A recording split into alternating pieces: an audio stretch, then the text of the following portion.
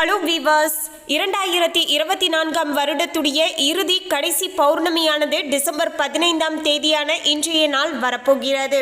இந்த பௌர்ணமிக்கு பிறகு ஜோதிட ரீதியாக பார்க்கும்போது சில முக்கியமான கிரகங்களுடைய இடமாற்றத்தால மகர ராசி நேயர்களுடைய வாழ்க்கையில சில எதிர்பார்க்காத திருப்பங்களை சந்திக்க போறாங்க.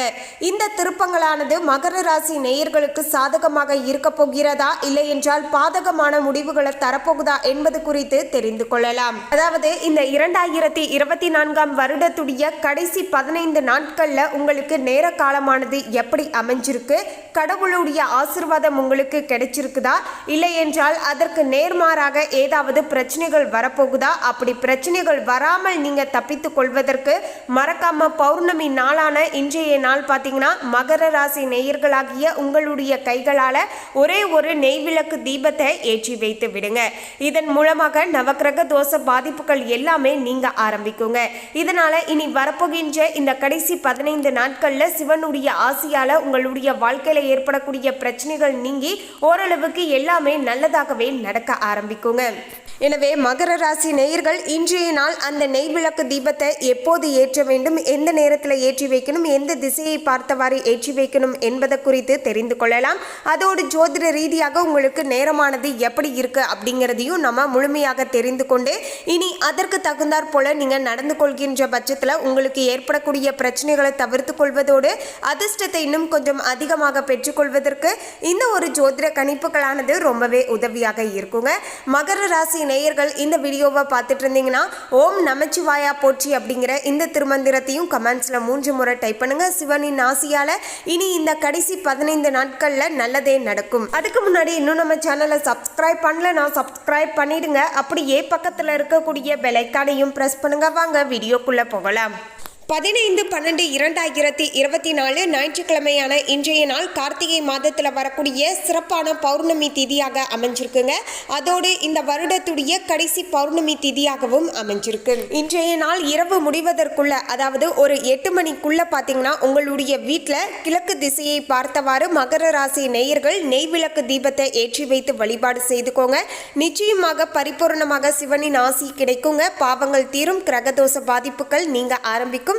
இனி நீங்க செய்யக்கூடிய அனைத்து செயல்களிலும் வெற்றியானது உண்டாகும். கார்த்திகை மாத பௌர்ணமி நாளான இன்றைய நாளில் இருந்தே, அதாவது சரியாக சொல்லணும்னா 15/12/2024 அன்னைக்கு சூரியன் லாபஸ்தானத்தில் இருந்து ஐன சைன போகஸ்தானத்திற்கு மாறப்போகிறார். 30/12/2024 அன்னைக்கு சுக்கிரன் ராசியில இருந்து தனவாக்கு குடும்பஸ்தானத்திற்கு மாறப்போகிறார். இதையெல்லாம் வைத்துதான் பாத்தீங்கன்னா மகர ராசி நேயர்களுடைய வாழ்க்கையில இந்த 2024 கடைசி 15 நாட்கள்ல நிச்சயமாக இனி இதெல்லாம் நடந்தே தீரும் என்று ஜோதிட ரீதியாகவும் கணிக்கப்பட்டு இருக்கிறது. மகர ராசி நேயர்களே, மகர ராசி அன்பர்களுக்கு இனி வரப்போகின்ற இந்த கடைசி 15 நாட்களானது நீங்க ரொம்பவே ஜாக்கிரதையாகவும் பொறுப்பாகவும் செயல்பட வேண்டுங்க. எந்த அளவுக்கு ஒவ்வொரு விஷயங்களிலும் பொறுப்போடு செயல்படுறீங்களோ அந்த அளவிற்கு நல்லதானது நடக்கக்கூடும். தங்களுடைய உடல் நிலையானது சிறப்பான முன்னேற்றத்தை கொடுக்கும் என்று சொன்னாலுமே அவ்வப்போது சின்ன சின்ன அசௌகரியங்களையும் வந்து போகும் என்பதால கொஞ்சம் பார்த்து தாங்க நடந்துக்கணுங்க. தூக்கத்திற்கு ஆசைப்படாமல் உழைத்தீர்கள் என்றால் நிச்சயமாக வெற்றியானது கிடைக்க கொடுங்க. உங்களுடைய வாக்கு வன்மையானது அதிகரிக்கும். உங்களுடைய பேச்சிற்கு மதிப்பு மரியாதையும் வெளியிடங்களில் கிடைக்கக்கூடிய அளவிற்கு தற்போது உங்களுடைய நிலைமையானது இருக்கும் அப்படின்னு சொல்லலாங்க. மேலும் மகர ராசி நேயர்கள் உத்தியோகஸ்தர்களாக இருக்கக்கூடியவர்களுக்கு வேலை செய்யக்கூடிய இடத்துல மேலதிகாரிகளுடன் வாக்குவாதம் ஏற்படலாம் என்பதால கொஞ்சம் பார்த்து நடந்துக்கோங்க. மேலும் உங்களுக்கு கீழே பணிபுரிபவர்களிடம் கொஞ்சம் மேன்மையை கடைபிடிக்கணும் அப்படின்னு நினைச்சீங்கன்னா சில இடங்கள்ல விட்டு கொடுத்து அனுசரணையாக நடந்து கொள்ள வேண்டுங்க. அப்போதுதான் உங்களுக்கும் உங்களுடைய வேலை செய்யக்கூடிய பணியாளர்களுக்கும் இடையே எந்தவித பிரச்சனைகளும் ஏற்படாமல் பார்த்து கொள்ள முடியுங்க. நல்ல பெயரானது அப்போதுதான் கிடைக்கும். பணி மாற்றமானது அவ்வப்போது சில மகர ராசி நேயர்களுக்கும் சாதகமாக அமைஞ்சிருக்குங்க.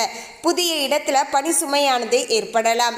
மேலும் பார்த்தீங்கன்னா நீங்க பாட்டு சிவனேன்னு இருந்தாலும் உங்களை தேடி பார்த்தீங்கன்னா பிரச்சனைகள் வரக்கூடும் என்பதால் எல்லா விஷயங்களிலுமே கொஞ்சம் விழிப்புணர்வுடன் ஜாக்கிரதையாக நடந்து கொள்ள வேண்டிய காலகட்டமாகவே அமைஞ்சிருக்குங்க.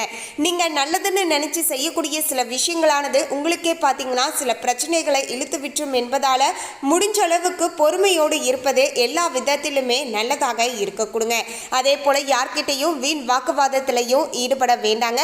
வேலை செய்யக்கூடிய இடமாக இருந்தாலும் சரிங்க, குடும்ப சூழ்நிலையாக இருந்தாலும் சரிங்க, சில இடங்களில் விட்டு கொடுத்து அனுசரணையாக சிரிச்சுக்கிட்டே எல்லா விஷயத்தையும் கடந்து போவதன் மூலமாக பெரிதளவுக்கு பிரச்சனைகளானது ஏற்படாது அப்படின்னே சொல்லலாங்க.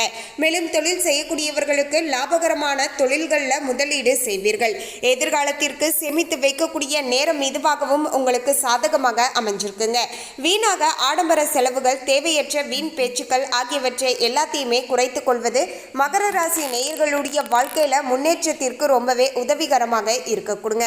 அடுத்து உங்களுடைய குடும்ப வாழ்க்கையை வைத்து பார்க்கும்போது குடும்பத்தில் உள்ளவர்கள் உங்களுடைய பேச்சை கேட்டு நடந்து கொள்வார்கள். எந்த காரியத்தையும் செய்யும் முன் ஒரு முறைக்கு இருமுறை யோசித்து செயல்பட வேண்டுங்க.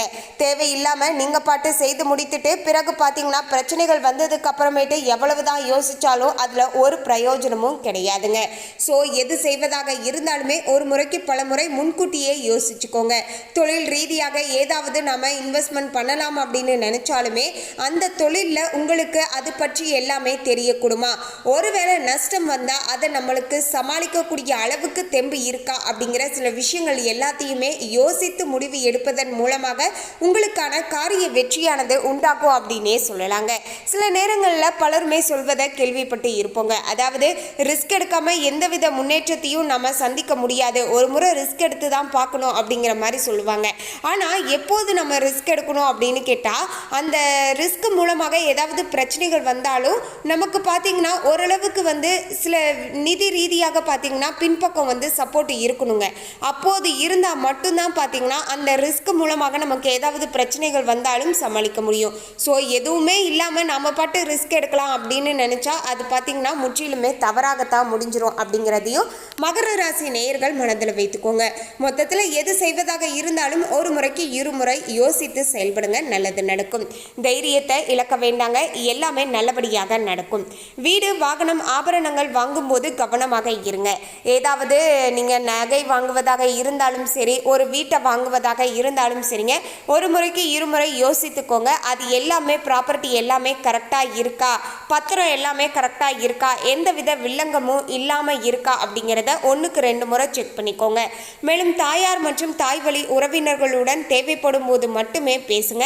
தேவையில்லாமல் ஓவராக பார்த்தீங்கன்னா அவங்க கிட்ட பேச்சுவார்த்தை வைத்து கொண்டு பிறகு பார்த்தீங்கன்னா சங்கடத்தை அனுபவிக்காதீங்க. ஸோ எதுவாக இருந்தாலும் கொஞ்சம் அளவோடு இருப்பது நல்லதாக இருக்க கொடுங்க. மேலும் மகர ராசி நேயர்கள் கலைத்துறையில் இருக்கக்கூடியவர்கள் சோதனை மிகுந்த காலமாக இருக்க போகிறது. வாய்ப்புகள் இருந்தாலுமே உடல் நலமானது ஒத்துழைக்காமல் போகலாம். சின்ன சின்ன பிரச்சனையாக இருந்தாலுமே கவனமுடன் இருப்பது உங்களுக்கு நல்லதாக இருக்கக்கூடும். இதன் மூலமாக பிரச்சனைகள் பெருசாகாமலையும் நம்ம பார்த்து கொள்ளலாம். மேலும் அரசியல்வாதிகளுக்கு முன்னேற்றத்தில் தடைகள் இருக்கலாம். பொறுமையாக கையாள்வதன் மூலமாக பெரிய பிரச்சனைகளை தவிர்த்து கொள்வதற்கு உதவியாக இருக்க கொடுங்க. மிகவுமே பொறுமையாக செயல்பட வேண்டிய காலகட்டமாகவே நமக்கு அமைஞ்சிருக்குங்க. ஸோ கொஞ்சம் பார்த்து நடந்துக்கோங்க. மேலும் பெண்களுக்கு பார்க்கும்போது குழந்தைகள் நலனானது சிறப்பாக இருக்குங்க. பிள்ளைகள் நன்றாக படிப்பார்கள். அவ்வப்போது நோய்கள் மருத்துவம் பார்த்து சரியாகக்கூடிய வாய்ப்புகளுமே உண்டாகுங்க. கணவன் மனைவிக்கு இடையே கருத்து மோதல்கள் ஏற்படுவதற்கான வாய்ப்புகள் இருக்கு என்பதால உங்களுடைய பேச்சிலையும் செயல்லையும் கொஞ்சம் கவனத்தோடு இருப்பது நல்லதாக இருக்க கொடுங்க. மேலும் மகர ராசி நேயர்கள் மாணவ மணிகள் மிகுந்த எச்சரிக்கையுடன் படிக்க வேண்டும். படிப்புல மந்த நிலையானது ஏற்படலாம். தங்களது முழு திறனையுமே பயன்படுத்தினால் நிச்சயமாக உங்களுக்கு வெற்றி வாய்ப்பானது கிடைக்கும் அப்படிங்கிறதுல துளி அளவுக்கும் சந்தேகமே வேண்டாங்க. மொத்தத்தில் மகர ராசி நேயர்களுக்கு இந்த கடைசி 15 நாட்களானது கொஞ்சம் ஜாக்கிரதையாகத்தான் இருக்க வேண்டும். சிவபெருமானுக்கு நெய் தீபத்தை இன்றைய நாள் மறக்காம ஏற்றி வைங்க. இனி வரப்போகின்ற நாட்களில் உங்களுக்கு ஏற்படக்கூடிய இந்த பிரச்சனைகள் அனைத்துமே கொஞ்சம் குறைய ஆரம்பிக்கும். பிரச்சனைகள் ஏற்படாமல் எப்படி நம்ம நடந்துக்கணும் அப்படிங்கிற எல்லா வழியையுமே அந்த சிவபெருமான் உங்களுக்கு காட்டுவார் அப்படின்னே சொல்லலாங்க. மேலும் மகர ராசி உத்திராடம் 2, 3 மற்றும் 4ஆம் பாதத்தில் இருக்கக்கூடியவர்களுக்கு இந்த டிசம்பர் மாதத்துடைய கடைசி 15 நாட்களில் பண வரவானது அதிகரிக்கும். அதிகமாக உழைக்க வேண்டியதாய் இருக்கும். தொழில் வியாபாரம் தொடர்பான அலைச்சல்கள் இருக்கும். வேலைக்கு முயற்சி செய்யக்கூடியவர்களுக்கு வேலை வாய்ப்பு கிடைக்கலாம். மகர ராசி திருவோணம் நட்சத்திரக்காரர்களுக்கு வாடிக்கையாளர்களிடம் சாமர்த்தியமாக பேசுவதன் மூலமாக வியாபாரம் வளர்ச்சி பெறும். அடுத்தவர்கள் கூறக்கூடிய ஆலோசனைகளை ஏற்கும்போது கவனமாக இருந்துக்கோங்க. மகர ராசி அவிட்டம் 1 மற்றும் 2ஆம் பாதத்தில் இருக்கக்கூடியவர்களுக்கு குடும்பத்தில் வாக்குவாதத்தையும் கோபத்தையும் தவிர்த்து கொள்வது நல்லது. வாழ்க்கை துணையுடன் பார்த்தீங்கன்னா அனுசரித்து செல்வது நல்லது. குடும்பத்தில் இருப்பவர்களுக்கு இருந்து வந்த நோய்கள் அனைத்துமே நீங்க ஆரம்பிக்குங்க. சனிக்கிழமை தோறும் பார்த்தீங்கன்னா சனீஸ்வர பகவானுக்கு நல்லெண்ணெயில 2 தீபம் ஏற்றுங்க. உங்களுக்கு சனியினால் ஏற்படக்கூடிய சங்கடங்கள் தீரும். மேலும் இந்த தகவலை பற்றிய உங்களுடைய கருத்தை கமெண்ட்ல பதிவு பண்ணுங்க. இந்த தகவல் உங்களுக்கு பிடிச்சிருந்தா லைக் பண்ணுங்க, ஷேர் பண்ணுங்க. இது போன்ற சுவாரஸ்யமான தகவலை தெரிந்து கொள்ள சேனலை சப்ஸ்கிரைப் பண்ணுங்க. தேங்க்யூ.